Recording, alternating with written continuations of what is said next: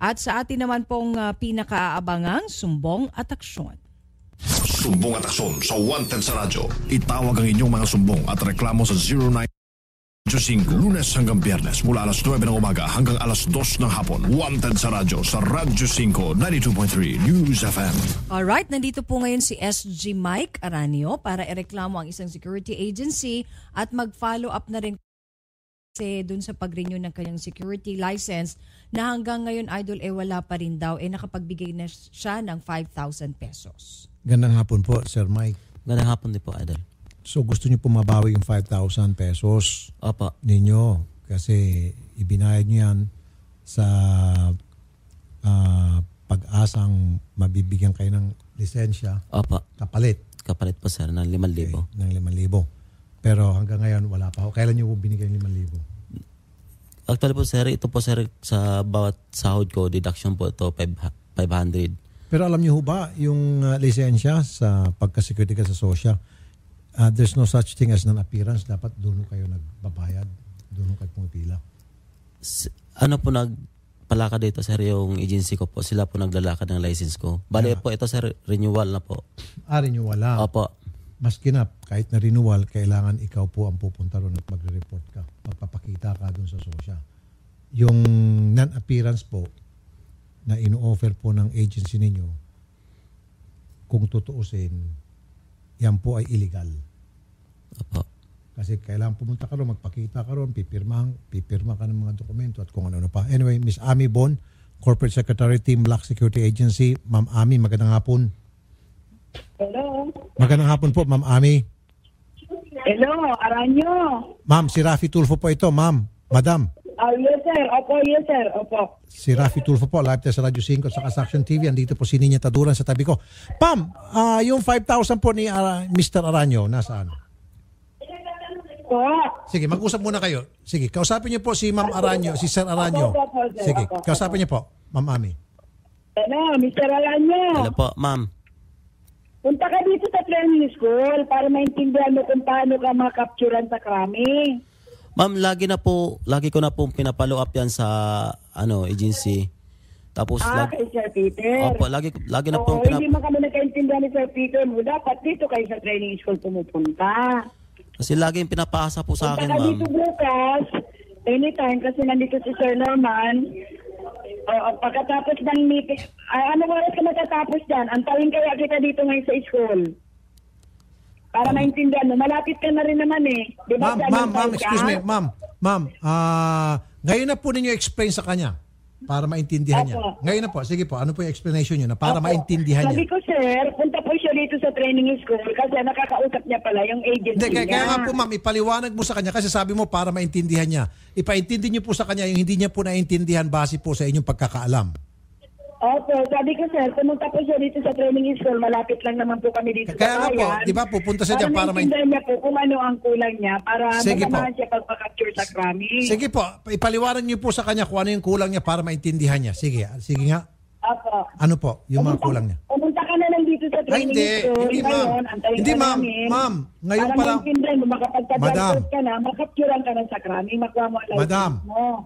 Madam, unang-una, there's no such thing as non-appearance sa pag-a-apply o pag-renew po ng lisensya sa SOSYA. Sir, ang drug test po, hindi non-appearance. Kaya nga po, sir, bakit nga ma'am Bawal po ang drug test na yun appearance. Kaya nga po, bakit kayo kukolekta ng 5,000? Opo, hindi po kasi sir sila nakikipag-ugnayan sa training school. Doon lang po siya sa agency nila. Ma'am, pakisoli na lang daw po yung... Hindi po matandaan mukha ng batang yan.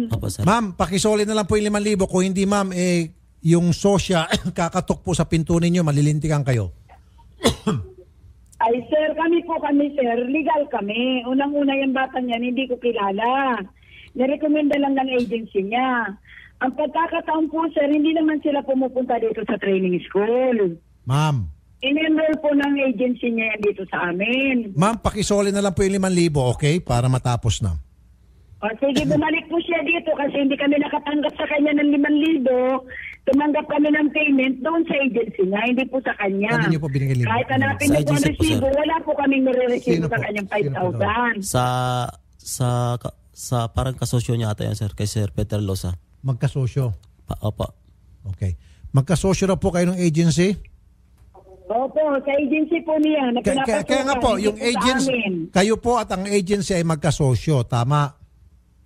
Hindi po namin kasosyo si Mr. Lusa. Nakikigamit lang po siya sa TeamLab at the same time, yung training school po, sa amin din po, pero ang binabayaran ni Mr. Lusa, sila po ang binabayaran sa amin, which is na hindi ko po nakikita ang mukha niya sa amin sa training school. Alam siya po, tinukuhanan po ni Mr. Lusa, pero ganun pa man, sir, gusto kong maiayos siya at matulungan namin siya. Pumunta siya dito sa training school. Ano po maitulong nyo sa kanya, ma'am? Papuntayin niyo po, sir, at pasasamahan ko sa krami para makakuha na ng lisensya. Kasi pumasok ng opening-closing, neurodrug test na lang po ang wala. Nakapailing na rin po, sir, ng personal yan. Ma'am, excuse me, ma'am, ba't ba ako neurodrug test, ma'am? Ano ba yung inano ko sa neurodrug test no sa agency? Sa training school. Opo, ma'am. Di ba nag-ano na ako ng neurodrug test, nagpasa na ako sa agency, ma'am? Pati yung... Ay, sa agency, anak. Malamang baka hindi ko sa amin tinulover. Paano po nangyari naman na training certificate, opening closing. Na umpisa pa lang noong January pa lang po yan, ma'am. Sandali naman po, mama. Odette, tawagan mo nga yung SOSYA. Pasarangan natin tong Team Lock Security at saka ano pala ng agency mo? Team Lock din po, sir. Para yung Team Lock? Opo. Itong si Miss Ami Bon, Corporate Secretary ng Team Lock din. Yes, sir. So, teka muna. Miss Ami, ikaw ay Corporate Secretary ng Team Lock Security Agency. Pero ako po may-ari, ito sa may-ari ng Team Lock Integral. Opo. Ang amo niya po, naka-branch sa amin. Okay. Nakikigamit lang po ng agency. Well, pareho na lang po yun. Kaya yun po ang nagbibidak. Well, ma'am. Kumbaga, kasamahan nyo po, sister company nyo po, yung agency, okay na nanloko sa kanya at saka ikaw ang corporate secretary ng mismong agency nanloko sa kanya. So nagsasabwat-sabwatan ho kayo para manloko ng mga security guard ninyo. Hindi po nakikipagsabuatan sa kanya, sir, kahit magtanong kayo sa mga... Ma'am, hindi ma'am. Tawagan mo nga, bilisan mo, Odette, pasara na natin to. Ma'am, ipapasara po namin kayo, ma'am. Pa-imbestigan muna namin kita, tapos pasara. Nasaan na yung SOSYA? Ma'am, yung mga agency katulad ng Team Lock, wala akong karapatan na tumanggap po ng mga aplikante dahil house show po kayo. Okay? Nasaan na yung nasaan yung SOSYA? Okay. Kung ako po sa inyo, Miss Ami, ang una niyo pong gawin, pakisoli po yung 5,000 para hindi na po humaba pa yung problema. Pwede? Opo. Sasoli niyo po. Sige po. Inaantay namin po si Aranyo para matulungan dito sa amin. Hindi po. Isusoli niyo po ang 5,000. Pupunta siya dyan. Sasamahan namin. Isusoli po yung 5,000. Yes or no lang po? Wala po kung isa sa ulo isa ng 5,000 kasi wala akong tinanggap sa kanyang 5,000, sir. Ma'am, yung agency nga po at saka kayong dalawa, ikaw mismo nagsasabi, branch niyo. Sir, ang agency ko po, hindi po kabilang si Mr. Peter sa pagkuha ng pera sa kanila, salary deduction. Ako po walang tinatanggap din sa tao. Kaya nga po yung agency, yung Team Black Security Agency. Harap niyo po ako kay Mr. Peter Lusa. Wala po akong tinanggap. Sandali lang. sa tayo. Anong pangalan ng agency mo? Team Lock Integral Security Agency po. Team Black Integral Security Agency. Tapos itong kausap natin si Ami ay Team Black Security Agency din. Opo. Oh. Ma'am, ikaw ang corporate secretary ng Team Black Security Agency na nireklamo po ni SG Mike Aranyo. Okay? Branch po namin si Mr. Lusa, kaya hindi ko po kilala yan si Aranyo. Nako, talagang ganito yung wala po ako, sir, tinatanggap na pera sa kanya. Hindi nga ikaw tumanggap, pero yung opisina mo na kung saan ikaw empleyado, ikaw isa sa mga opisyal, ang tumanggap, pareho din yun, same, ma'am naman. Sir, hindi ko po yan kilala. Ang tumanggap ng pera niya, si Mr. Sir, makinig ka, Miss Ami. Colonel Edebrandi Usana, Chief Licensing Office ng SOSYA. Colonel Usana, magandang hapon. Colonel Usana? Hello, sir. Good afternoon po. Rafi, Yes, sir. Rafi Tulfo po, live tayo sa Radyo 5 sa Action TV. Hello, sir. Opo. Hello. Rinig niyo pa ako, Opo. Colonel? Yes, sir. Good afternoon po. Yes, sir. Rafi Tulfo po, Colonel. Colonel, okay, para sa kabatiran ng lahat, especially mga agency at security guard na nakikinig sa atin, karamihan sa kanila, halos lahat ng mga security guard na nakikinig sa amin ngayon, di ho ba yung pong pag-a-apply ng lisensya maging pag-renew po ng lisensya ng pagka-security guard sa SOSYA, kailangan po personal na pumunta yung aplikante sa SOSYA at hindi pwede pong ipaubaya yan sa agency lang, non-appearance, hindi pwede yung ganun. Tama sir? Mali? Ganito po sir, kapag meron pong nag-a-apply ng security guard license, nasa NCR po sila, nire-require po sila na personal na mag-apply po. Okay. However, meron po silang yung dinadaanan ng mga training schools at itong training schools po ang siya mag-aasikaso na kanilang application for license. Okay. Pero kung meron po din ng mga agencies that are willing to provide them some assistance, yung pong security agency ang magre-represent para sa kanila upang i-facilitate po yung issuance ng license. And the security agents and the security guard does not have to appear? They don't have to appear sa SOSYA? Hello po. Yes, yung sir. mga security guard, sir, hindi niyo na po ni-require na mag-appear in person sa SOSYA at pwede na po yung agency na lang, training school?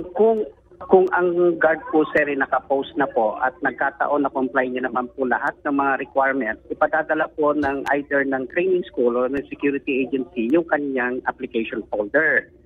Sir, ba't kayo pumapayag ng ganon? Depende po kasi yan sir dahil yung mga posting ng kanilang mga guards ay nasa malalayo pong lugar. Maski na sir, no, it doesn't matter sir, mali yan. Bakit kayo pumapayag sa SOSYA? Unang-una, dapat nakikita nyo po yung mga aplikante nakaka-face-to-face po ng mga tauhan ninyo. Hindi po pwedeng dadaan lang po sila sa security agency. Pwede pong palang magic-magicin yan kasi security agency, pwede naman kasabutin yung mga security guard nila. Kahit na may record pala, pwedeng mag-apply dyan through the security agency na tiwali. Dapat sir, pumupunta in person sa SOSYA. Opo, ganito po sir. Kaya nga po sir, mayroong mga pagkakataon na nadidiscover namin, may mga collusion between security agency and training school na niloloko po yung kanilang mga gwardiya kasi itong mga kawawang gwardiya na nakapost po, hindi na nila nire-require na mag-appear sa training kasi hinihingan nila yung mga gwardiya nila ng kung ano nung pera. And as a result, meron kami mga na-discover and meron pong mga 10 cases ng mga training schools na sinuspend po namin yung kanilang training authority dahil nagsasubmit po sila ng mga peking documents and probably merong mga gwardiya that didn't know na sila po ay nabiktima nitong mga training schools at mga security agencies. Kaya nga po, itong mga training school na ito, i-require yung mga security guard, yung mga aplikante nila, mga trainee nila, na mag-appear po sa SOSYA. Yes, sir. That's right. Actually, sir, marami po kaming mga gwardiya na pumunta po sa amin because they were told by the training school na yung kanilang folder ay nasa amin na po. Only to find out na wala po pa silang na-submit o wala po talagang naipadala ang training school sa folder. Thank you, sir. You're making things easier for me. You're making my job easier. Tama, sir. Tama. Yun man talagang masasabihin ko. So, therefore, dapat, sir, mag-ingat na kayo at isa dyan ay yung obligahin yung security, yung training school, iharap sa inyo ang mga security guard na para maka-face-to-face nyo at makilatis nyo at makuha nyo kayo mismo ang kukuha ng mga pertinent information tungkol sa kanilang pag-a-apply, sa kanilang application. Kasi po, kayo po mismo nagsabi na may mga insidente na maraming beses na mga peking dokumento ang sinasubmit po ng agency sa inyo. So, kailangan po, kayo po mismo na ang haharap sa mga aplikante. Di ba sir? Huwag niyo na po ipagkatiwala. Yes sir, tama po yun. In fact, ngayon po kami talaga mula pa ng mga over the last 2 years, ang dami na po naming mga na-hit po na mga fake documents as a result of collusion between training schools and the security agencies at the expense po ng mga guards. Okay. Yes sir, bibigyan kita ng isang pagkakaabalahan mo. Ito pong Team Black Security Agency, paki-imbestigahan po. Yes sir, we'll do that po. Marami na po kami na-imbestigan. Kung pwede nga po sana sir, yung mga guards to come to our office para po makunan din po sila ng statement dahil ito po yung basis namin to suspending yung pong mga training authority ng mga training schools and at the same time subject the security agencies na actually hindi security agencies but yung ilang mga security officers representing some security agencies po. So, sige sir, paimbestigahan niyo po itong Team Black Security Agency. They're in collusion with anong pangalan ng security agency? Team Black. Tapos ito na naman yung Team Black din. Hello sir, pati Sir, ano na lang yung training school ay Team Lock Security Agency. Tapos yung security agency, Team Lock Security Agency rin. Nakakalito, sir eh. Di ba? Sige po sir, ipa-investigahan po namin, tiyakyat po namin agad dito sa Enforcement Division po namin. Opo. Sir, we will make sure na talagang iimbestigahan nyo ito, sir. Hindi po yung moro-moro lang. Tama, sir? Yes sir. We will assure you sir, the moment we get the information, right away after na ito pong interview po natin sir, ay magawa po namin agad ng karapatang action. Sasamahan po namin dyan, sir, yung complainant, si Mr. Yes, sir. Aranyo.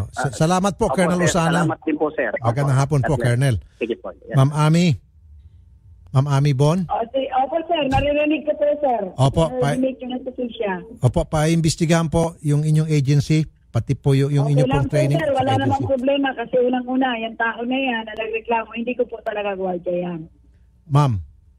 Opo. Nasa pangangalaga yan ni Mr. Peter Lusa. Kaya nga, ma'am. Dapat po si Peter Lusa po ang itinurnover niya yan.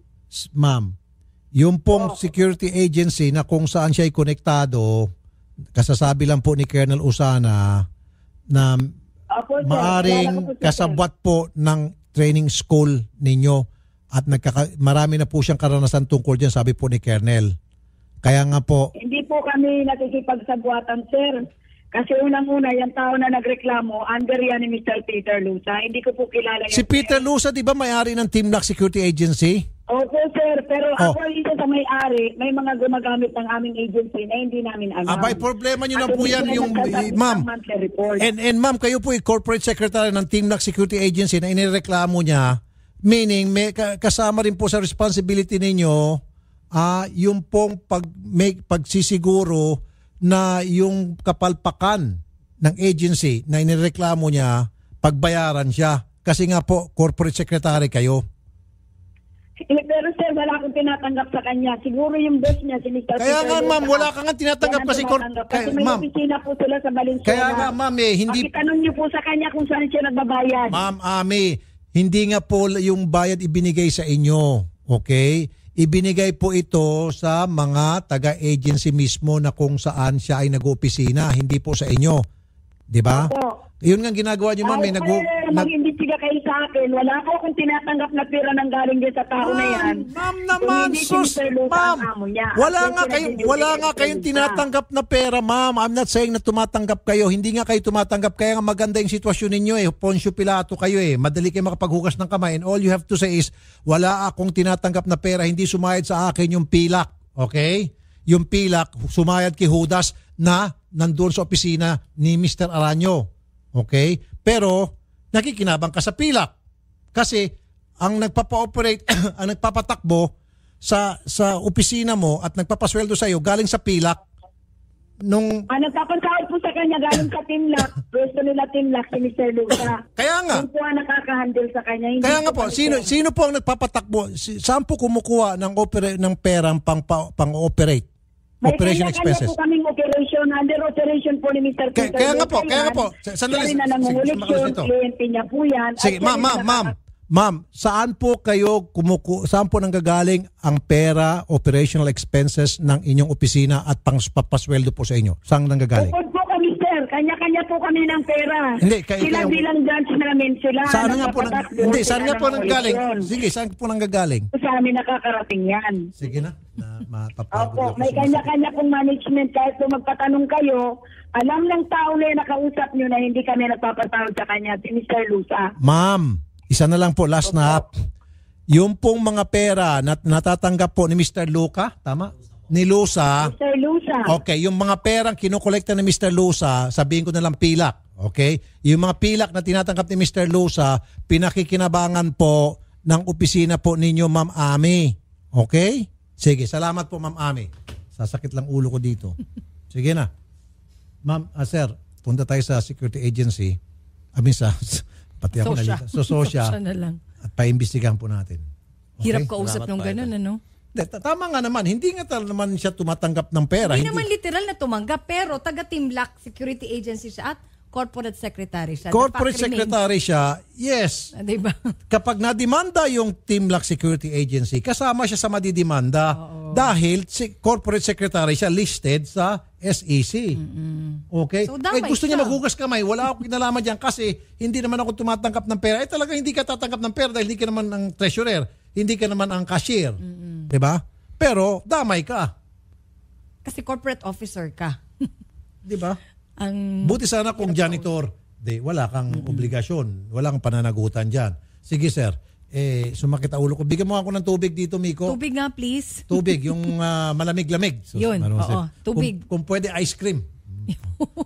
Parang Lalo sa sasabog sakit ang ulo. ng lalamunan mo yan. Idol. Talagang Sige. pinakamagaling na Poncio Pilato itong si Ma'am Ami. Poncio Pilato. Talagang tangging kamatayan. Kung ano pang itawag. Sige sir, okay na po yan sir sa Sosya. Bukas sir, sasamahan namin kayo sa Sosya. Apo. Salamat sa pagpunta sir. Thank you. Thank you. Marami kasi sa mga security agency, pinag-duty ka ng security guard habang yung lisensya ay pending at nilalakad pala ng mga tauhan nila. Which is very bawal. Kapag nahuli po kayo, kayo makinig sa amin, mga security guard. Okay. Kapag kayo po'y nahuli ng Sosya na wala kayong lisensya at may nakasukbit na baril dyan sa inyo, mas kakasuhan po kayo ng illegal possession. Oo, mas mabigat yun. Nakukulong pa kayo. Gagatasan po kayo. Pag loko-loko pa yung pulis. Gagawin ko yung gatasan, nakulong na kayo, gatasan pa kayo. Tapos yung security agency, maghugas kamay lang yan. Maglalagay lang po yan doon sa pulis na umuli. Huwag mo na kami idamay. Sabihin nila, wala kaming alam dyan. Siya lang lakad na yan. Sariling lakad na yan. Huwag ho kayong pumayag na pagdutihin kayo nang wala pa kayong Security license. Lalo pat kung kayo po'y pinag-duty at pinagsukbit ng baril, nako, delikado.